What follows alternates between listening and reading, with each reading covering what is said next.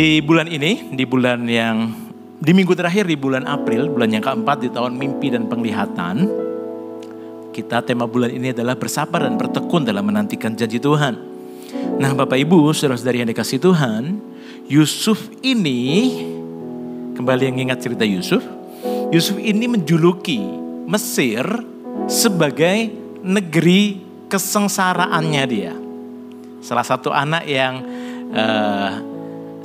anaknya dia diberi nama yang artinya adalah Allah telah melupakan aku, Allah telah membuat aku lupa akan negeri kesengsaraanku. Dan dia berkata tentang Mesir itu sebagai negeri kesengsaraannya dia.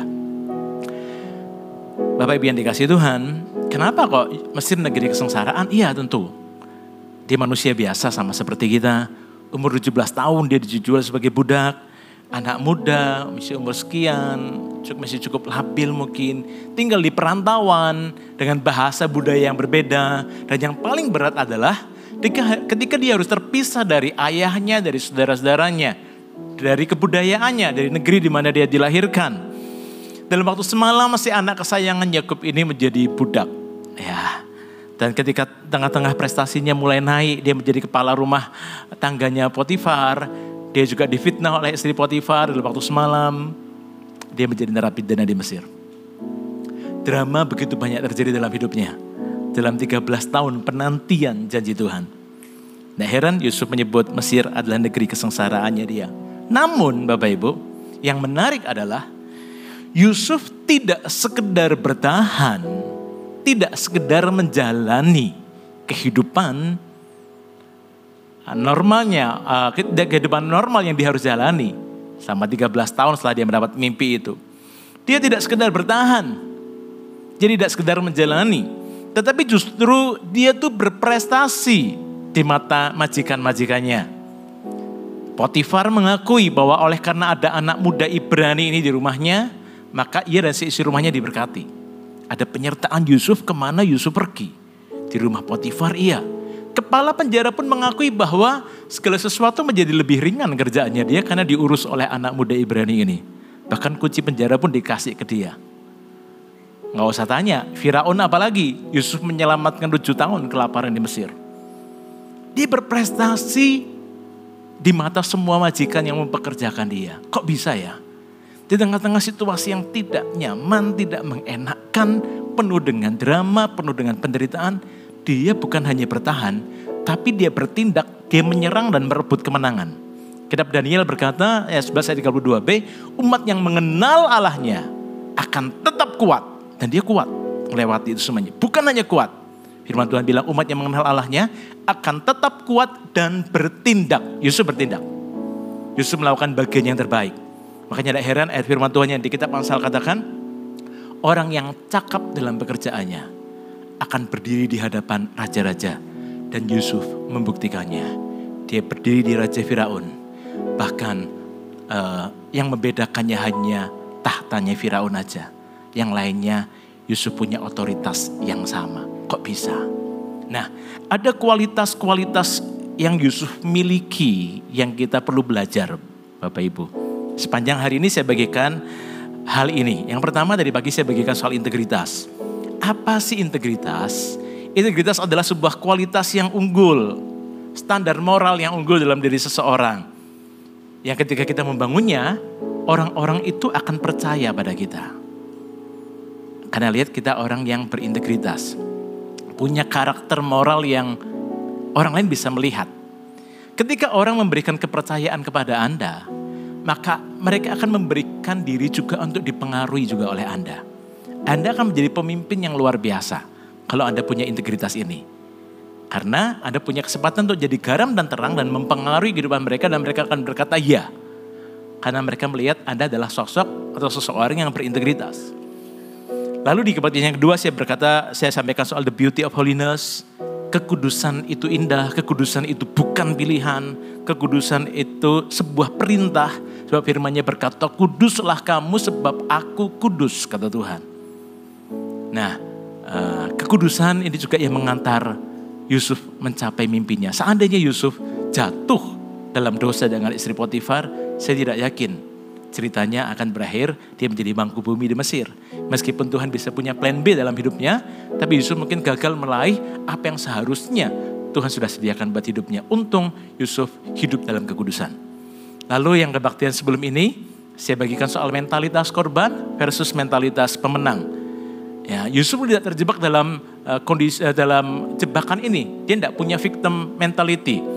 Sekalipun dia punya 1000 alasan atau ribuan alasan untuk dia terperangkap dalam jebakan mental korban ini. Saya percaya kita semuanya punya ujian yang sama. Dia tidak berkata begini, Yusuf nggak berkata gara-gara koko ini aku ada di sini hari ini. Bencek memang koko itu. Enggak. Dia nggak berkata gara-gara si istri Potifar ini aku ada di sini hari ini. Enggak. Meskipun saya percaya dia manusia biasa, dia pernah berpikir seperti itu mungkin. Tapi dia berhasil mengatasinya. Ya. Nah, yang terakhir hari ini, di ibadah hari ini, saya akan bicara soal kelemah lembutan. Katakan sama-sama kelemah lembutan 1, 2, 3. Kelemah lembutan. Nah, Bapak Ibu, kalau kita punya mulut gitu ya. Di dalam mulut ini, rongga mulut ini, ada benda yang keras, yaitu gigi kita. Dan ada yang lembut, lidah kita, bibir kita. Ya. Pernah gak Bapak Ibu lidahnya itu terluka, kemudian akhirnya jadi sariawan karena kegigit oleh gigi yang keras? Pasti pernah lah ya. Tapi Bapak Ibu, mana yang bertahan lebih lama? Siapa yang sudah mulai pakai gigi palsu? Saya juga punya gigi palsu Bapak Ibu. Jangan tanya berapa. Ya, kecil tuh saya nggak suka ke dokter gigi. Ya, saya paling takut ke dokter gigi. Sampai akhirnya mami saya telepon Pak Samuel Handoko, baru Pak Sam nyuruh saya baru saya ke dokter gigi. Gigi saya dicabut beberapa, dokter saya juga tidak ngasih tahu. Harus segera diisi dengan gigi palsu. Karena kalau tidak, gigi itu akan bergeser. Jadi renggang-renggang dan sebagainya. Nah, ya saya nggak tahu Anda punya nggak? Mungkin ada yang punya gitu gigi palsu ya. Sudah pakai sekalipun mungkin Anda masih muda karena alasan 1, 2 dan hal. Tapi memang kalau kita lihat opa oma, ya mama, saya punya mama mertua juga, gigi palsu cukup banyak. Apa yang keras itu ternyata tidak bertahan lama. Yang bertahan lama malah yang lembut, betul ya? Lidah kita terus ada. Nah Bapak Ibu, ternyata kelemah lembutan itu bukan kelemahan, setuju ya? Itu sebuah kekuatan yang luar biasa loh. Dia bertahan lebih lama loh. Ya. Nah, kita lihat sama-sama. Ini ayat yang menarik. Kita mau perhatikan sungguh-sungguh tentang kelemah lembutan ini. Matius 5 ayat 5, Mazmur 37 ayat 11, kita akan lihat tentang kelemah lembutan. Matius 5 ayat 5, dikatakan demikian. Berbahagialah orang yang lemah lembut, karena mereka akan apa Bapak Ibu? Katakan sama-sama 1, 2, 3, memiliki bumi. Jadi janji Tuhan bagi orang yang lemah lembut adalah mereka akan memiliki bumi. Wow, ini janji yang besar gak Bapak Ibu? Gede. Memiliki bumi. Kalau Anda mungkin perusahaan yang lagi skalanya nasional, kalau Anda ingin jadi perusahaan yang skalanya mancanegara, bukan hanya domestik, kembangkan kunci ini. Kelemah lembutan akan membuatmu memiliki bumi. Lalu lihat, Mazmur 37 ayat 11. Tetapi orang-orang yang rendah hati, lah kata rendah hati itu sama dengan kelemah lembutan. Diterjemahkan dalam bahasa aslinya itu juga kelemah lembutan. Nanti saya akan jelaskan, kelemah lembutan itu akan memampukan kita menjadi orang yang rendah hati. Nah, berarti orang-orang yang rendah hati atau lemah lembut ini akan apa Bapak Ibu? Mewarisi negeri. Katakan sama-sama mewarisi negeri. 1, 2, 3. Mewarisi negeri. Dan bergembira karena kesejahteraan yang berlimpah-limpah. Nanti ada satu lagi tapi nanti saya keluarkan. 2 ini dulu aja. Memiliki bumi, mewarisi negeri. Itu luar biasa. Kok bisa ya? Sementara kalau kita diajarkan oleh dunia ini, kalau kau mau menang, sikut sana, sikut sini. Hancurkan kompetitormu supaya kamu bisa menang. Betul ya? Saya pernah ngomong-ngomong sama salah satu orang yang kerja di sebuah perusahaan minuman, dia bilang, kami diajarkan gini kok. Zaman dulu botolnya masih botol kaca, itu botol beling ya. Kalau kita mau merebut market sebuah daerah, sementara daerah tersebut itu sudah dikuasai oleh satu merek tertentu, perintah bos kami adalah beli minumannya kompetitor, buang isinya, pecahkan botolnya. Sebab isinya murah, yang mahal bikin botolnya. Wih, jahat ya. Dunia ngajarkan seperti itu. Tapi Tuhan bilang dengan cara yang lain. Kalau engkau lemah lembut, kau akan memiliki bumi, engkau akan mewarisi negeri, pengaruhmu itu akan luar biasa. Jadi kelemah lembutan itu bukanlah sebuah kelemahan. Yang setuju katakan amin. Cuma dalam bahasa Indonesia karena kata meekness ini diterjemahkan kelemah lembutan dan ada kata-kata lemahnya, sehingga seolah-olah kelemah lembutan itu secara gak sadar pikiran kita mungkin berpikir itu sebuah kelemahan. Tapi bukan. Kelemah lembutan adalah sebuah kekuatan yang luar biasa. Lemah lembut itu adalah sikap hati, bukan sekedar bicara soal intonasi atau nada bicara, atau sikap tubuh lain, yaitu lemah gemulai, bukan lemah lembut. Ya, lemah lembut itu termasuk dalam buah Roh Kudus. Ingat Galatia 5 ayat 22 dan 23 berkata, tetapi buah roh ialah kasih, sukacita, damai sejahtera, kesabaran, kemurahan, kebaikan, kesetiaan, kelemah lembutan, penguasaan diri. Tidak ada hukum yang menentang hal-hal itu. Kelemah lembutan merupakan salah satu unsur dari buah Roh Kudus. Jadi kelemah lembutan adalah sifat Allah sendiri. Nanti kita akan baca ayatnya. Bukankah Tuhan berkata bahwa pikulah kuk yang kupasang karena bebanku pun ringan, belajarlah daripadaku karena aku ini lemah lembut dan rendah hati. Berarti lemah lembut adalah sifatnya Allah sendiri. Karakter Allah sendiri. Itu yang kita mau bangun. Yang kadang-kadang kita sepelekan. Kita anggap itu hal yang remeh. Mungkin tidak favorit topik ini. Tapi ternyata ini sebuah kekuatan yang luar biasa. Fungsi kelemah lembutan. Apa saja? Yang pertama, fungsi kelemah lembutan adalah memampukan kita untuk menguasai diri, sehingga tidak mudah menyerang atau membalas. Ya, contohnya, ketika Yusuf sudah menjadi raja, dia punya kesempatan membalas koko-kokonya. Dia punya kesempatan membalas istri Potifar yang sudah jeblosin dia ke penjara. Dia punya otoritas yang dia bisa pakai untuk menghukum juru minum yang sudah ditafsirkan mimpinya dan melupakan dia 2 tahun. Bahkan tidak pernah mengunjungi dia mungkin selama 2 tahun setelah dia bebas dari penjara setelah ditafsirkan mimpinya oleh Yusuf. Dia tidak melakukannya. Musa ketika Harun dan Miriam hendak mengkudeta kepemimpinannya, Musa tidak membalas. Tuhan yang turun atas Harun dan Miriam yang berkata, kalau dengan orang lain aku berbicara dengan teka-teki atau perumpamaan, dengan Musa aku berbicara muka dengan muka. Mengapa kamu tidak takut mengatai hambaku Musa? Ingat cerita itu? Musa diam saja, dia tidak membalas. Orang yang lemah lembut ini tidak mengeluarkan reaksi negatif. Walaupun ia dituduh, dianiaya, atau diperlakukan tidak adil. Enggak enak ya Bapak Ibu ya. Untuk mengembangkan ini memang enggak enak. Terus terang sih. Tetapi Tuhan mau dan itu karakter Allah sendiri. Dan kita mau menjadi serupa dengan siapa yang kita sembah, betul? Kita harus membangun hal ini. Kita harus sadar dan mulai membangun hal ini Bapak Ibu. Coba lihat sama-sama 1 Petrus 2 ayat 19 sampai 23. Firman Tuhan berkata demikian. Sebab adalah kasih karunia jika seorang karena sadar akan kehendak Allah menanggung penderitaan yang tidak harus ia tanggung. Bukan penderitaan karena dosa loh ya. Kalau dosa kemudian kita di penjara ya itu konsekuensi. Sebab dapatkah disebut pujian jika kamu menderita pukulan karena kamu berbuat dosa? Tapi jika kamu berbuat baik dan karena itu kamu harus menderita, maka itu adalah kasih karunia pada Allah. Selanjutnya, Sebab untuk itulah kamu dipanggil. Karena Kristus pun telah menderita untuk kamu.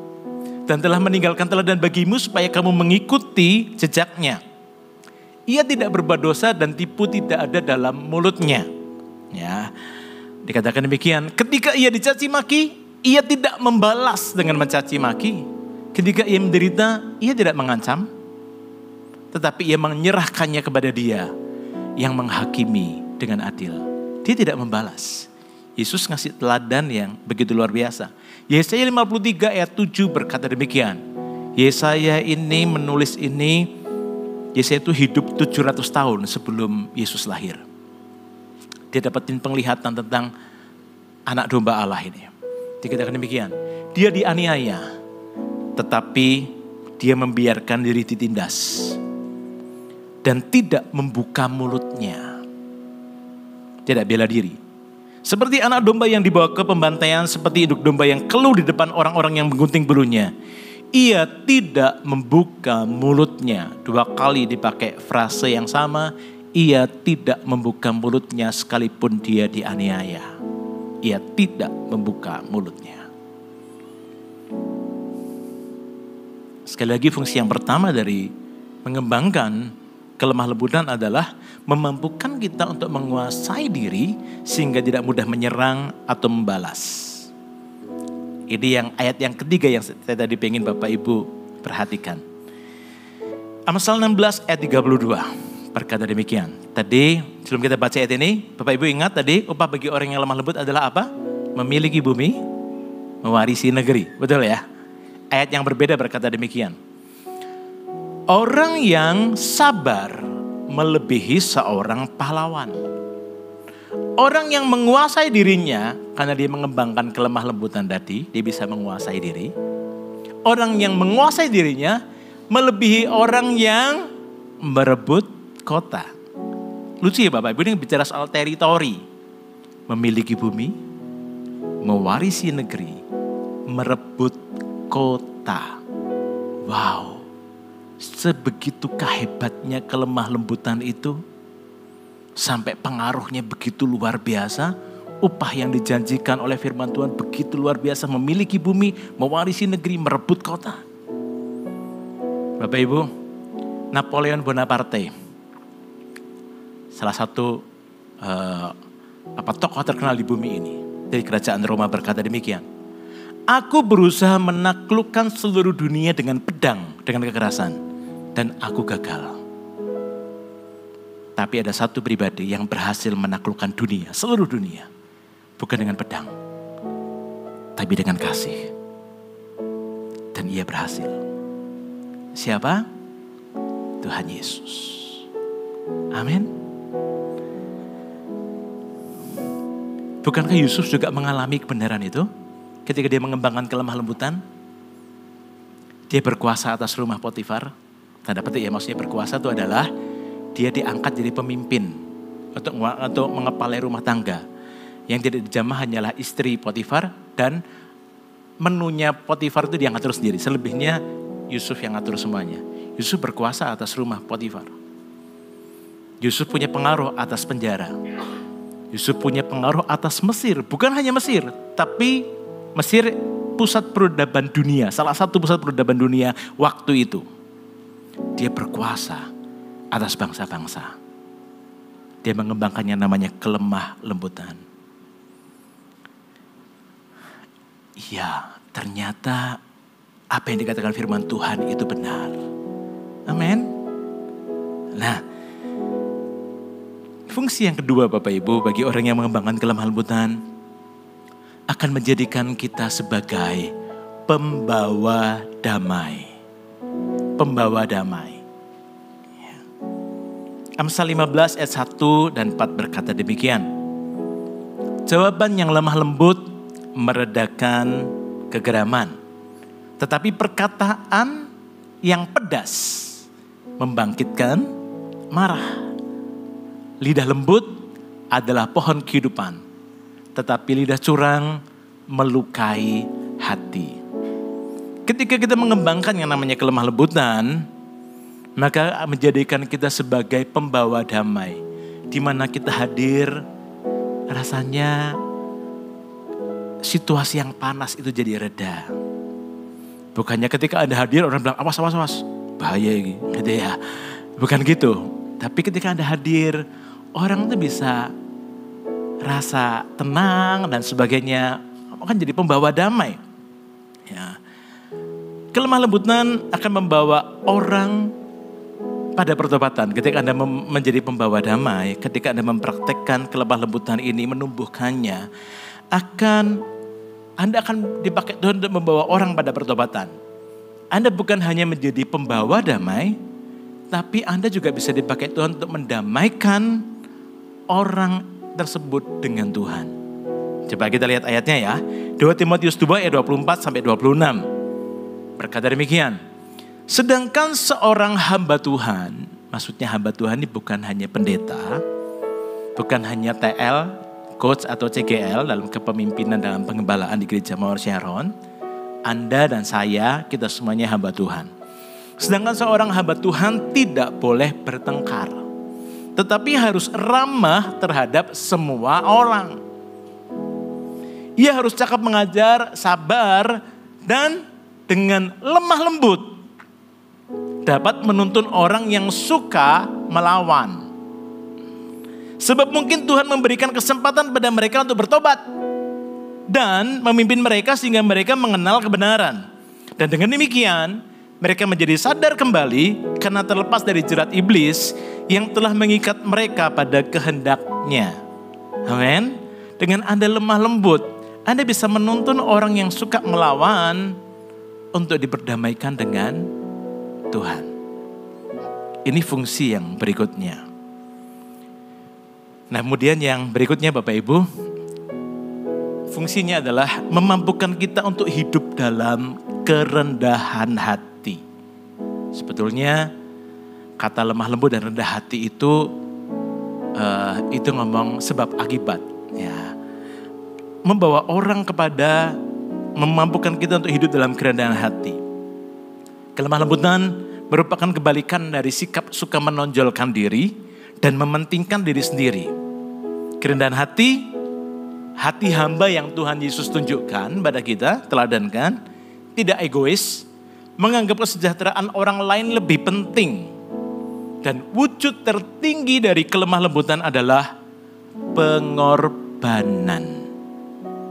Tidak mudah nih. Ini saya sedang membawa Anda untuk semakin, kok tidak mudah ya mengembangkan kelemah lembutan. Tapi kalau kita mempraktekannya, ini akan jadi luar biasa. Wujud tertinggi dari kelemah lembutan adalah pengorbanan. Saya akan berikan contohnya. Bapak Ibu ingat ketika Musa naik ke gunung Sinai untuk menerima 10 perintah Allah. Ketika dia turun, dia lihat, ketika dia tidak turun-turun, kemudian bangsa Israel itu cemas dan meminta Harun untuk membuat Allah bagi mereka. Dan muncullah kisah anak lembu emas. Ingat cerita itu Bapak Ibu? Nah, Tuhan begitu marah dan Tuhan berkata begini. Lihat Keluaran 32 ayat 10 dan 11. Oleh sebab itu, biarkanlah aku, Tuhan bilang, supaya murkaku bangkit terhadap mereka. Dan aku akan membinasakan mereka. Tetapi engkau Musa, akan kubuat menjadi bangsa yang besar. Oh, kalau Anda dapat janji itu kira-kira gimana? Anda berkata, amin Tuhan. Senang loh, nanti namanya mungkin bukan lagi bangsa Israel. Tapi bangsa Musa, betul? Kan itu kan Musa. Yang lain habis. Musa dan keturunannya akan jadi bangsa yang kemudian. Saking marahnya Tuhan. Tapi lihat, lalu Musa mencoba melunakkan hati Tuhan, Allahnya dengan berkata, mengapakah Tuhan murkamu bangkit terhadap umatmu yang telah kau bawa keluar dari tanah Mesir dengan kekuatan yang besar dan dengan tangan yang kuat? Dan ayat yang lompat, ayat yang ke-30 sampai 32. Keesokan harinya berkatalah Musa kepada bangsa itu, kamu ini telah berbuat dosa besar. Tetapi sekarang aku akan naik menghadap Tuhan. Mungkin aku akan dapat mengadakan pendamaian karena dosamu itu. Selanjutnya, lalu kembalilah Musa menghadap Tuhan dan berkata, bangsa ini telah berbuat dosa besar. Sebab mereka telah membuat Allah emas bagi mereka. Tetapi sekarang kiranya engkau mengampuni dosa mereka. Musa ini jadi pendoa syafaat buat bangsanya yang mau dihukum Tuhan. Dia bilang, Tuhan ampuni kesalahan mereka. Dan jika Tuhan tidak ampuni, ini permintaan yang berani saudara. Musa bilang gini, hapuskanlah kiranya namaku dari dalam kitab yang telah kau tulis. Wow. Janjinya Tuhan pada Musa adalah, semua tak bunuh, kamu dan keluargamu akan jadi sebuah bangsa yang besar. Musa malah nawar yang sebaliknya. Tuhan tolonglah ampuni bangsa. Jika tidak lebih baik hapuskan namaku dari kitab yang kau tulis. Wow. Dan tidak heran. Salah satu pujian yang firman Tuhan catat tentang manusia. Salah satu pujian tertinggi yang firman Tuhan catat tentang seseorang, menurut saya, ditujukan kepada Musa salah satunya. Bilangan pasal 12 ayat 3 berkata demikian. Adapun Musa, ialah seorang yang sangat lembut hatinya. Lebih dari setiap manusia yang di atas muka bumi. Dia satu yang terbaik dari semua yang pernah hidup sebelum ataupun setelah Musa. Tuhan berkata, Musa adalah orang yang sangat lembut hatinya, lebih daripada semua orang. Kalau pujian itu datang dari manusia, mungkin itu wajar Bapak Ibu. Tapi kalau firman Tuhan yang mencatat, menurut saya itu salah satu pujian tertinggi yang pernah dikenakan pada seorang manusia. Musa itu sangat lembut hatinya.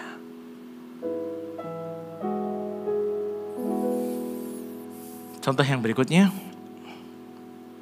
wujud tertinggi daripada kelemah lembutan adalah pengorbanan.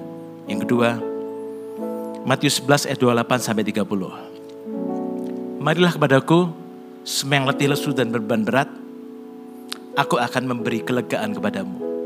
Pikulah kuk yang kupasang dan belajarlah padaku, karena aku lemah lembut dan rendah hati, dan jiwamu akan mendapat ketenangan. Sebab kuk yang kupasang itu enak dan bebanku pun ringan. Tuhan memperkenalkan dirinya sebagai apa? Karena aku ini lemah lembut dan rendah hati. Wujud tertinggi dari kelemah lembutan adalah pengorbanan. Tuhan Yesus melakukannya di kayu salib. Dia berkata, sudah selesai. Amin. Jumat Agung yang lalu kita peringati pengorbanan Yesus itu. Itu fungsi yang luar biasa ketika kita mengembangkan kelemah lembutan. Mungkin tidak mudah dijalani untuk daging kita ya Bapak Ibu. Tapi kalau kita mengusahakannya bersama dengan Tuhan, Tuhan akan memampukan kita menjadi orang-orang yang lemah lembut. Amin. Jadi banyak pertengkaran yang bisa dihindari. Suami istri, orang tua anak, sesama saudara, sesama teman CG. CG tidak terdiri orang yang sempurna, orang-orang yang mau disempurnakan dan dibentuk memang. Kalau kita mempraktekkan ini, ada banyak perselisihan yang mudah diselesaikan. Kalau kita mau. Saya pun masih belajar Bapak Ibu. Kita berjuang sama-sama. Mau? Ya. Nah, fungsi yang berikutnya, orang yang mengembangkan kelemah lembutan, yaitu akan membuat kita itu memiliki hati seorang murid yang mudah untuk menerima kebenaran firman Tuhan. Kalau hati kita lembut, benih firman itu jatuh di tanah yang subur, siap berbuah 30, 60, 100 kali lipat. Betul ya? Kita lihat ayatnya, Yakobus 1 ayat 21 berkata demikian. Sebab itu, buanglah segala sesuatu yang kotor dan kejahatan yang begitu banyak itu. Dan terimalah dengan lemah lembut. Terimanya dengan lemah lembut. Firman yang tertanam di dalam hatimu yang berkuasa menyelamatkan jiwamu. Kalau kita punya hati yang lemah lembut, dengan mudah firman itu bertumbuh. Dengan mudah perubahan hidup terjadi. Karena firman Tuhannya itu bertumbuh dalam hati kita yang lemah lembut. Ada perubahan, firman Tuhan itu memerdekakan, mengubahkan, memulihkan. Punya hati seorang murid yang mau dibentuk. Yang mau setiap hari itu selaras dengan firman Tuhan. Ya, ketika mungkin firman Tuhan yang dibagikan itu tidak sesuai dengan apa yang dia pegang selama ini. Tapi dia tahu bahwa firman Tuhan itu benar. Dia mau mengubah prinsip hidupnya untuk menjadi serupa dengan Tuhan. Untuk menjadi serupa dengan apa yang firman Tuhan katakan. Nah, ada contoh yang lain. Kalau nanti Bapak Ibu baca, Rasul Paulus pernah membandingkan antara orang Kristen di kota Berea dengan orang Kristen di Tesalonika. Orang Kristen di kota Berea itu lebih mudah menerima firman. Karena hatinya lebih lembut, lebih mudah. Nah Bapak Ibu, dari semua orang yang hadir pada hari ini, mungkin gak tahu 800, 700 yang hadir. Kita mendengar, kita ngikutin praise and worship yang sama. Kita mendengar khotbah yang sama. Tapi pertumbuhannya mungkin gak semua sama loh Bapak Ibu. Ada yang pertumbuhannya cuma 30 kali lipat, ada yang 60, ada yang 100, atau ada yang tidak bertumbuh sama sekali firman Tuhan yang dibagikan. Tergantung bagaimana tanah hati kita ketika kita ditaburi oleh firman Tuhan, oleh hadiratnya. Amin. Ya, jadi kenapa kok yang satu bertumbuh, yang satu kok enggak? Itu juga tergantung respon kita sih. Kita dengar khotbah yang sama kok. Kita ada di ruangan yang sama kok.